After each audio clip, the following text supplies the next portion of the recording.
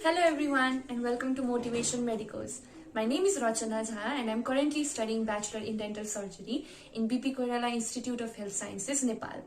So today we are going to be discussing about one of the most tiring and depressing topic for any student, examination. The word examination is not unusual to us. We are usual to this term for a very long time now. Since we started our kindergarten and then we went to our primary level, secondary level, and now finally the medical level. We know what examinations are. We know we have so much to do during the examination. We need to study a lot. We need to go in the examination hall and write everything, and we need to memorize everything. So these are just one part of the torment that we are talking about. The second part, however, is a different one. The more we started studying, the more higher level we reached to, we started experiencing more and more stressful conditions during the day. Anyone can relate to this when I say that examinations are actually a drainage of our physical and mental well-being. Now, during examinations, we can feel trauma, we can feel anorexia, and even sometimes depression. So it's very important how we tackle with all those problems and how we face the examinations in a very positive manner. I'm going to be suggesting my own ways and I hope that you will find it very useful. I've got 10 points that we can be using and that will be beneficial for us to tackle with any sort of examinations, be it medical field or any other. Number 1, fill our mind with positivity. Now, when we talk about positivity, it just doesn't mean that we need to have a positive mind. Now, in this stressful condition, we can find that whatever we might think about, we'll only think about the negative aspects. Like if I go in the examination hall and if I won't be able to memorize the stuff that I've studied overnight or over all these years, what am I going to do? So the first thing that we need to do is calm down, sit, and then think about all the positive things that can happen during the examination. We go in the examination hall, I'll be writing all of this, and then I'll be getting good grades. That's what our mind should be focusing on, rather than focusing on all the things that I'll be forgetting and I'll not be able to pass the examinations. If we fill our mind with positive thoughts, that will create a very good impact. Number 2, starting a healthy lifestyle. By healthy lifestyle, I mean a lifestyle that will be better for our physical well-being as well as the mental well-being. Before going to bed or after waking up, a 5-minute meditation is very important. It not only enhances our consciousness, but it makes us preciseful and disciplined and helps us to memorize things in a better way. We can also go out for exercises because exercises will release endorphins, which will make us happy. It will also help us to become more calm, more composed, and more fresh so that we can become more active while studying. We can also opt out for healthy foods because healthy environment can be achieved by a healthy diet. So a healthy diet, good meditation, exercises, a little walk, and a positive mind is very necessary. Number 3, make a routine and divide our schedule. Now I know it's tough. When we are studying, especially in medical field, in the first 2 years, that is the basic phase, we'll find that we have pathology, microbiology, pharmacology, and anatomy, and all those subjects all at once. Now, we'll be in a chaos. Which one should I study first? Should I study the anatomy first or should I study the biochem first? And this creates so much mental pressure for us. So what you're going to do is, we're going to make a list. These are all the topics, this is all the subjects, and now I'm going to be studying this particular topic from this time span to this time span. And after that, whether it's finished or not, I'm going to leave it aside. And from 2 to 6, I'm going to be studying anatomy. From 6 to 10, I'll be studying biochem. From 10 to 12, I guess, I'll be studying pharmacology. So what we'll do is, we'll be able to divide our schedule. We'll be able to, finish all the topics all at once. So it will create lesser confusion for us and a better routine for us. Number 4, try to relate one topic to another and one subject to another. Now, basically in medical field, the things that we study are interrelated to each other.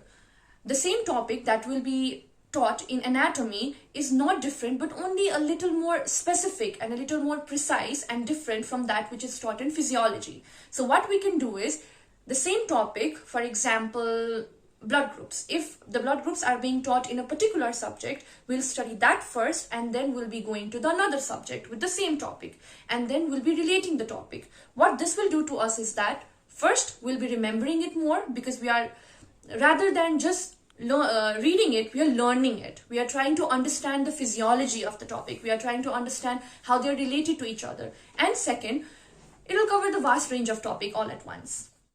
Number 5, take one step at a time, but consistently. Now, Rome was not built in a day. You cannot expect to finish the whole book or the whole subject overnight.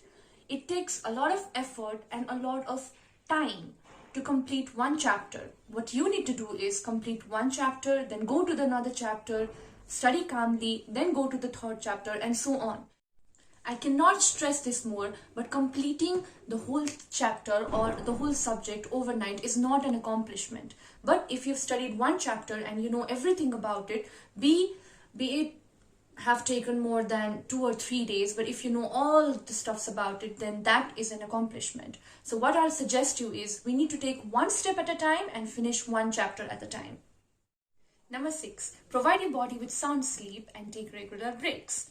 Now, one of the most important things that we need to understand is exam is not necessarily everything about just studying and giving your efforts and not taking a break at time. You need to take regular breaks because your mind is at an exhausting stage. So study for 25 minutes, take a 5-minute break, or study for an hour and take a 10-minute break. Similarly, if it is an exam period, it's not necessarily important that you do not go to sleep, you do not eat, you do not do any of your other activities. That is a fair no.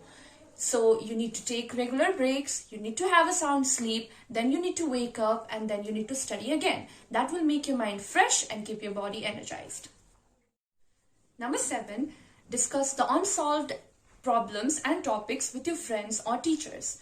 Now, this is one of the most important parts for me. Living in a hostel, I have realized that discussing any of the topics which you know or which they know is very important among your friends. There might be some topics which you're good at or which you've studied very nicely, and that may be another topic which they've studied in depth. So when you discuss among each other, that creates an environment of more information between both of you. You guys get to exchange the information, you get to exchange about your discussions, about your problems. One can solve the problem for another. Number 8, eliminate the feeling of comparison and competition. Now, this is very usual in our environment. We see our friend, he has already finished 10 chapters, or we see our friend, he's been securing 78% and we're just at 62%, or we see them doing very good during the examination. They study for just 2 or 3 hours and they secure very good marks, whereas we're here studying overnight for like 2 or 3 or 5 days or like a week, and still we're not able to secure such good marks as them. This is one thing that creates toxicity in our mind. And when our mind becomes toxic, we cannot focus on examination, we start focusing on the negative stuffs again, we become stressful, then we become anorexic, then we become insomniac, and finally depressed. So what I would like to suggest is you do not need to compare yourself with others. You have your own pattern of learning. They have their own pattern of learning. Some people can finish a chapter in like 2 minutes, whereas somewhere might take an hour to do it. But what is important is that you are giving your full effort. And to give your full effort, you need to stop comparing yourself to someone else, and you need to stop competing with someone else. Number 9, grab the lighter load first. Now you might be thinking what I'm suggesting right now. So let me be straight. For an example, let us take 2 chapters. One of the chapter is very tough. You might take you might need 4 or 5 hours to study it. And the next chapter, however, is a lighter one. It's an easier one. It will just take 30 minutes or an hour to complete. Now, in regular conditions, we would opt for the tougher chapter. We would think, first I'll finish the tougher chapter, and then when it's done, I'll go to the lighter one. But no, in my case, what I've experienced is that if we finish the lighter one first, our mind will be at ease. I have finished something, so now I have just a part of study left. So in that condition, what will happen is that it will create confidence and it will create excitement in your mind. So the next time you start studying, choose the chapters, see which one is the lightest one. Number 10, and this is my favorite one, organize rewards and small gifts for yourself for every small accomplishments. I do this to me every time, and when I tell you this, you need to understand. It is very, very, very beneficial. Take a book, be it anatomy or any other book like medicine, surgery, any book that you're studying right now. Then create compartments in it. I'll finish this pages and then I'll be gifting myself with a pen or a treat, or I'll be ordering something from outside for myself, and then you'll finish the second compartment, that is the second part, and then you'll be gifting yourself with something else. What this will do is that it will create excitement for you. And every time you finish a chapter, you'll think it as an accomplishment, or you've done something really great, and that will keep you going again and again and again. Exams are an everlasting tides of stress, so I don't think we can ever eliminate that.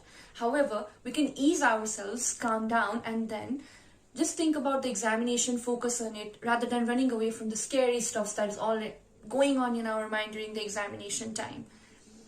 For this, I think the following points can be beneficial to you, and if not, you can think about your own ways. So the next time when you have exam season on, try focusing on your examination, follow these points, and I'm sure this will help you out. Stay bright and study tight. Thank you.